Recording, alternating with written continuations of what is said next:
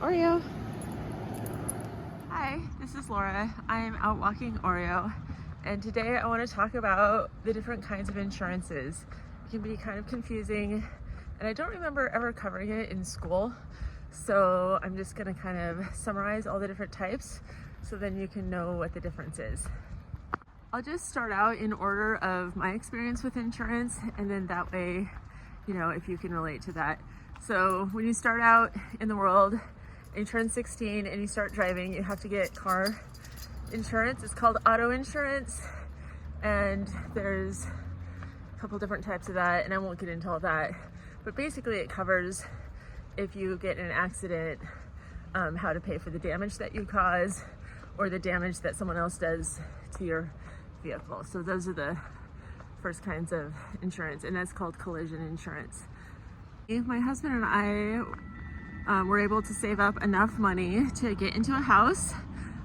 It wasn't a full 20%, it was only 3 or 5%, and so we had to pay something called PMI, and that is private mortgage insurance, and that is something that covers the lender if we default on paying our payments for the house. So normally if you have 20% to put down, then that is kind of a buffer of money for the banks to have.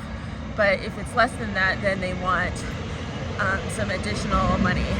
So even though the borrower has to pay the PMI insurance, it does not actually cover them.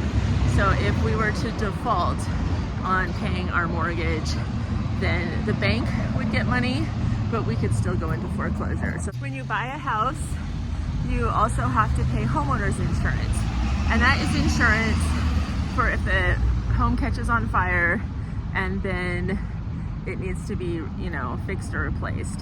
And so it's often called fire insurance as well, and that's something that is put together with the mortgage, and usually in your payments, your mortgage and your taxes and your homeowner's insurance all come out together.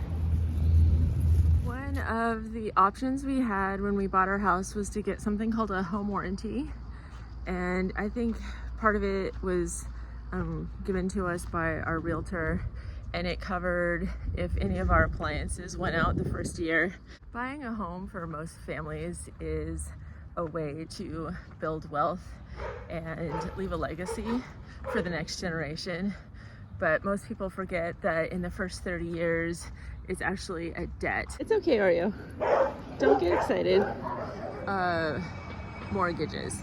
Yes, so they are a 30-year agreement to pay for a house, and they're the biggest expense that most households have.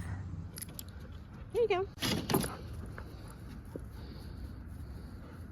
So if something was to happen to me or my husband, then the other one would be in kind of a pickle, trying to pay off the mortgage and take care of the kids, that kind of thing. So what I recommend for most of my clients is to get mortgage protection insurance. And this comes in two different kinds. There's term life insurance and there is whole life insurance. And which one you qualify for usually depends on your age and your health and your income and your situation. Okay, ready?